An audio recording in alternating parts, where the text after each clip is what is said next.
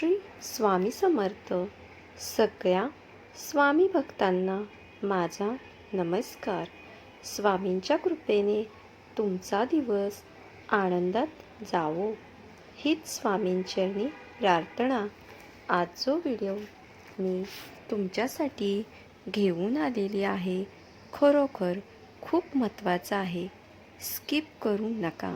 100% मला खात्री आहे तुमचं समाधान हा व्हिडिओ ऐकल्यावर होणार आहे. तर आपल्या व्हिडिओ कशासंबंधी आहे? आपण स्वामी सेवेत येतो. स्वामी सेवेत आल्यानंतर लगेच आपल्या मनामध्ये एक प्रश्न येतो, तो कुठला? तर ही सेवा करत आहे याचं फळ मला कसं भेटणार? माझ्या जीवनातील अडचणी ज्या आहेत त्या कमी कधी होणार? असा प्रश्न साहजिकच येणार. परंतु घडतं तरी काय? सर्वप्रथम कुठलाही जप म्हणा, कुठलीही सेवा म्हणा, संकल्पयुक्त 21 दिवसाची सेवा, 7 दिवसाची सेवा असते. तर प्रचिती आली तर दुसऱ्या दिवशीही येते. परंतु कधी आपल्यांना 3 महिने पूर्ण झाल्याशिवाय प्रचिती येत नाही. परंतु कालावधी तसाच असतो. हो, पण अगदीच आपण खूप श्रद्धेने, भक्ती भावाने सेवा केली तर दुसऱ्या दिवशीही आपल्या आयुष्यात चमत्कार घडू शकतो. इतकंच खरं आहे. तर आता नेमकं आपण सेवा करतो, सर्व काही करतो. सुरुवातीचा काळ समजून घेण्यामध्येच जात असतो. त्यानंतर हळूहळू सेवेचा काळ वाढत जातो. आपली आशाही वाढत जाते. आपल्याला यश का मिळत नाही असा प्रश्न जेव्हा मनात येतो तेव्हा नेमकं असं का होतं ते उत्तर उदाहरणाद्वारे मी तुम्हाला सांगणार आहे. आता सगळ्यात पहिल्यांदा उदाहरण देत आहे. बघा, स्वामी महाराज अक्कलकोटमध्ये राहत होते. तेव्हा त्यांच्याकडे एक जोडपे ब्राह्मण होतं. नेहमी स्वामींच्या दरबारात येत असे, स्वामींना मुजरा करत असे. परंतु त्या जोडप्यांना दुःखाची एक गोष्ट होती, त्यांना अजूनही अपत्य नव्हतं. त्यांना संतान सुख प्राप्त झालं नव्हतं. महिला होती, ती रोज स्वामींकडे हेच मागायची, स्वामी, संतान सुख व्हावं, माझ्या पदरी एकतरी मूल द्या. रोज सांगायची. अशी तब्बल 12-13 वर्ष गेली. परंतु असा एकही दिवस गेला नाही स्वामींना स्वामी कधीच आशीर्वाद देत नव्हते. जा, तुझी इच्छा पूर्ण होईल कधीही म्हणत नव्हते. कारण तिच्या नशिबामध्ये मातृत्व सुख नव्हतं आणि त्यामुळेच स्वामींना तिला काय सांगावं, काय द्यावे हे समजत नव्हतं. फक्त तिच्याकडे स्वामी बघतच होते. एक दिवस स्वामीने तिला सांगितले, मला माफ कर, तुझी इच्छा पूर्ण होणार नाही.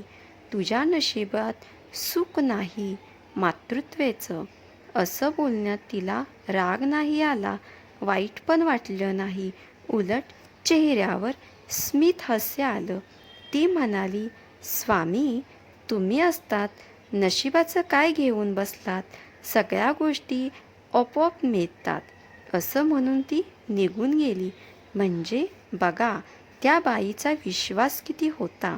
असं बोलल्यानंतर स्वामींना नशीब तिचं बदलावं लागलं. जे नशिबात लिहिलं होतं त्यामध्ये बदल करावा लागला. तिला मातृत्वाचं सुख द्यावंच लागलं. 13 वर्षांनी तिला मातृत्वाचं सुख मिळालं. जेव्हा ती बाळाला घेऊन स्वामींकडे आली, स्वामींना सांगितले, तुझ्या नशिबात हे नव्हतं, परंतु मजबूर केलं हे द्यायला आणि हे सर्व काही मिळायला. त्यावर ती बोलली, स्वामी, तुम्ही जिथे असता काही कमी नाही. कुणाची इच्छा अपूर्णच राहत नाही, असं होणारच नाही. बघा, हे छोटंसं उदाहरण. यावरून समजून घ्यायचं, संयम फार महत्त्वाचा. जेवढा संयम ठेवतो आपण, जेवढी स्वामी भक्ती वाढवू, स्वामी महाराज आपल्याला सर्व काही देतील. पुढचा अनुभव असा. एक माणूस होता, अगदी जो खूप गरिबी. त्याच्या आईवडिलांनी, त्याच्या आजी आजोबापासून घरामध्ये फक्त दरिद्री होती. त्यांना पैशाचं सुख, लक्ष्मी काय आहे हे माहीतसुद्धा नव्हतं. एक दिवस तो तरुण जो होता त्याचे गायत्री माता म्हणजे लक्ष्मी मातेचा प्रार्थना केली, अनुष्ठान केलं. तो काटेकोर पथ्य पाळत असे. परंतु मला आर्थिक सुख हवं, माझ्या आईवडिलांना सुखचे क्षण दाखवायचे, त्यामुळे अनुष्ठान करतो.